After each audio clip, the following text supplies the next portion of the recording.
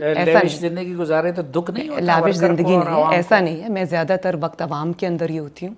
और मेरी अब अगर आप बहुत सादा से कपड़ों को, प्लेन कपड़ों को आप अच्छे तरीके से पहनते, तो आपको पता है मैं जब जेल में थी तो मेरे पास इस्त्री नहीं थी।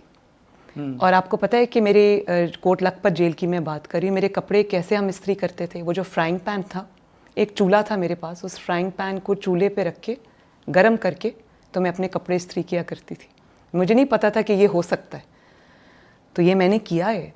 और उस वक्त भी मैं बिल्कुल अपने मुखालिफिन को ये मैसेज नहीं देना चाहती थी कि हम कमज़ोर हैं, और मैं थी भी नहीं कमज़ोर।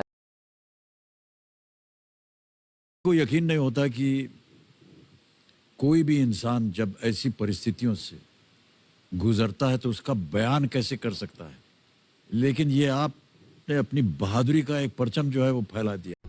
तो उनके पाकिस्तान के 2 सैनिक आए आकर के हमारे जवानों के शरीर के अंदर गोलियां दागने लगे।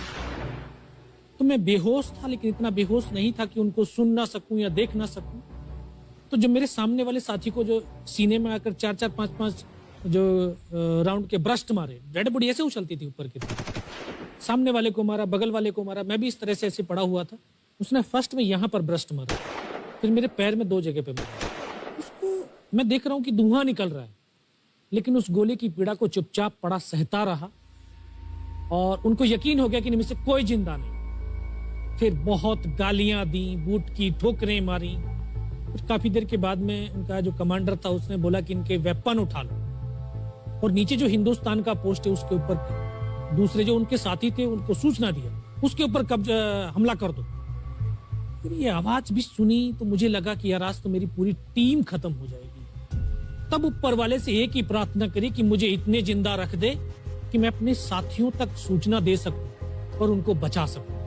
और ये सत्य है कि अगर निस्वार्थ भाव और सच्ची श्रद्धा से उस परम पिता परमेश्वर को याद करते हो तो शक्ति जरूर साथ देती है। दोबारा से उसके साथी आए, पाकिस्तान के सैनिक आए, और हमारे जवानों के शरीर के अंदर गोलियां दागने लगे। उन्होंने फिर उसी रोटेशन से गोली मारी, फिर भी मेरी बाजू में, पैर में गोली मारी। और तब तक एक विश्वास भी मैंने पैदा कर लिया था कि अगर इसने सर और सीने में गोली नहीं मारी, चाहे मेरा हाथ पैर दोनों ही काट करके ले जाए, मैं उफ तक नहीं करूंगा और मैं जिंदा रहूंगा। मैं उस विश्वास की बदौलत आज आपके सम्मुख भी बैठा हूं। उसने आकर के दोबारा से गोली मारी, और जब 1 कदम आगे गया तो उसने राइफल मेरी सीने की तरफ तानी। तब मुझे लगा यार अब नहीं बचूंगा। लेकिन कहते हैं कि जाको राखे साइयां मार सके ना कोई। और ये इस देश को हम भारत माँ बोलते हैं।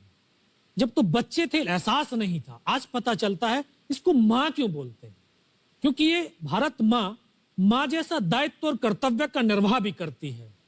ये अपने बेटों की वीरता, शौर्य और पराक्रम को कभी दफन नहीं होने देती है। वाह क्या बात।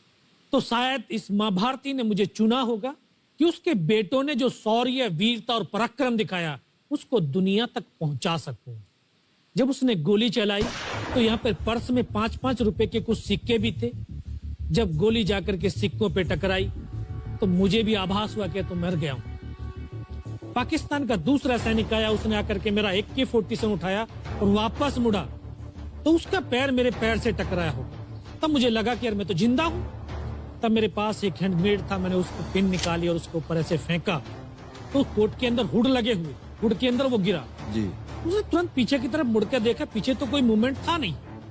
तो जब तक वो ग्रेनेड को निकाल पाता, ग्रेनेड फट गया। यहाँ से उसका पूरा सर उड़ा और वो हमारे ऊपर आकर के गिरा। जो पाकिस्तान के दूसरे सैनिक थे उनमें खलबली मची कि इनमें से कोई जिंदा है, कुछ बोले जिंदा नहीं, नीचे से रिइंफोर्समेंट आ गई है। तो उनमें खलबली मची। मेरा पास वही एक मौका था, मैंने दोनों हाथों से उसकी राइफल को उठाने की कोशिश करी, ये हाथ हिला नहीं। एक हाथ से राइफल उठाई, वहां से ब्रस्ट फायरिंग किया, 4-5 पाकिस्तानी सैनिकों को मौत की नींद सुला दी। फिर बाएं हाथ